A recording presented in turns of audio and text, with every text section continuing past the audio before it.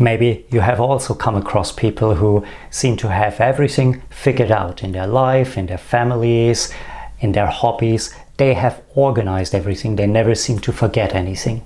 And you wonder, how do they do it? So in this video, I'll share with you a structure that I discovered works for me, how I went about it, why it matters, and also how you may be able to discover exactly what works for you and become one of those people. I have a dream, that's all I need. I'll make it happen with some work and belief. Hello everyone, welcome to CrosswindsPilot. My name is Leifert, and on this channel we talk about structure, creativity and purpose for your business. So it always amazed me that there are some people out there who seem to have everything structured in their mind. You give them a new problem, you ask them even about their hobbies, and they have completely figured out what to do about it at every stage. And I wondered for myself, how can I get there to do the same thing? Very early on in my working life, I actually started to work in a field called risk management.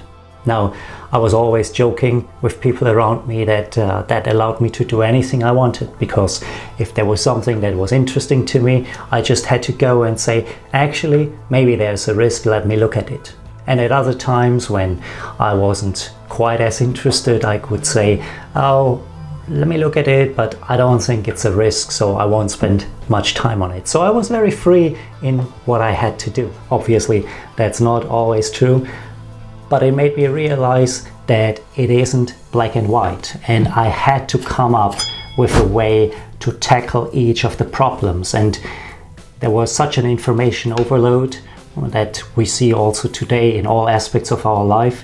And I thought, well, how do I get to a way where I can think about each problem in a structured way? Now, there's something that helped me in that process, and that was that very early on, I started to write down all my thoughts in books. I bought these paper blanks, very pretty books, and I brought them to work. I had them on the train, on the tube. And whether it was my private life, whether it was business, whether it was my hobbies, I just wrote everything down. I did my weekly planning on it. We'll do a video on that in a few weeks. But everything was put into this one book. So I was looking through my books, and it appeared to me that a lot of the tasks that I face on a daily basis had to do with people. It could be clients, it could be employees, it could be my boss. Sometimes if I look at my private life, it could be my significant other at home. And what all these tasks had in common, they had to do with the relationship that I had with other people. And I realized that once I look at a task and ask specifically what has to do with relationships, what has to do with other people in this area, it covered a whole lot of ground. So let me give you an example. When I was just recently looking to buy a flat here in the UK, again, I went back to my structure and I asked myself, what do I have to consider when it comes to people? So I thought of the estate agent. I thought of my solicitor. Do I already have one? Do I have to maybe engage with somebody new? I also was aware that there are tenants living in the property. So I had to ask myself the question, what relationship do I want to have with those tenants? Do I want to leave them in the apartment and use it for passive income? Or do I want to live in that flat myself? So I realized once I asked myself the question, what part of this task, what part of this problem has to do with people, I cover a whole lot of areas that maybe otherwise I would forget. The second big bucket in my list of 3 is around products. Now that sounds a little bit abstract, so let me explain what I mean by that. When I think about products, it's the physical things, the physical outcomes of my action. So that could be maybe a product that we give to a client, but likewise it could be the service that I provide maybe to another part of the company.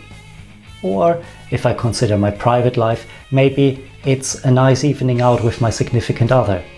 So when I talk about products, I ask myself the question, what is the end result? What is the outcome that I wish to receive? and what actions do I have to take to get to that specific outcome. Again, when I talk about buying a flat here in London, I asked myself the question, where do I want to live? What are the connectivities? Do I have a train station nearby? Do I have the underground? Do I have a car park underneath the building?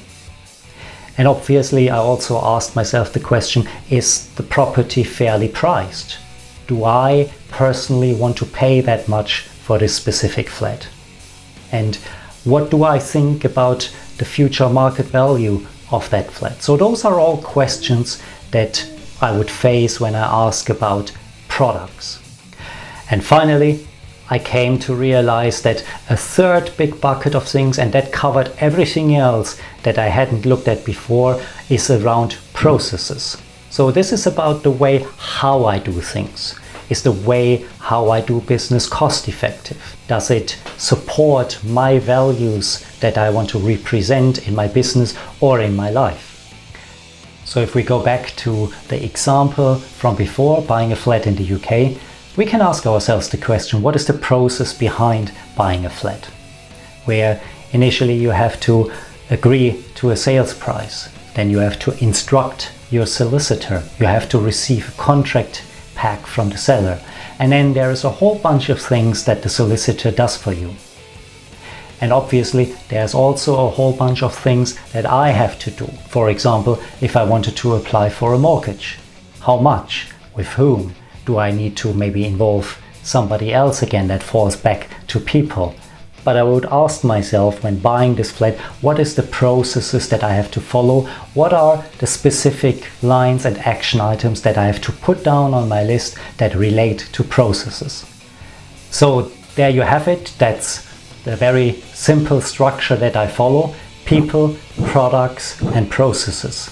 And so far that worked quite well in my life. I liked the number 3. I liked to just put it into 3 buckets, and it reminded me of the structure that I follow in my mind.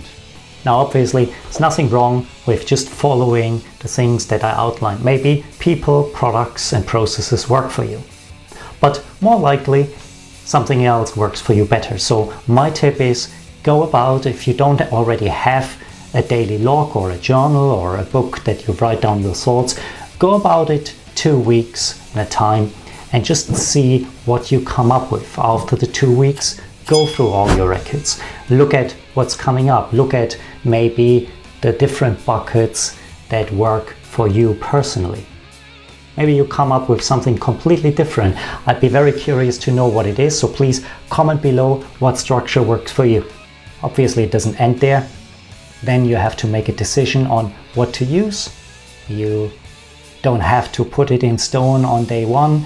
You'll try it out for a few days, maybe you try it out for a few weeks. You make small adjustments, but ultimately it'll come back to a structure that works for you and your life. As promised before, just a quick preview of next week's video.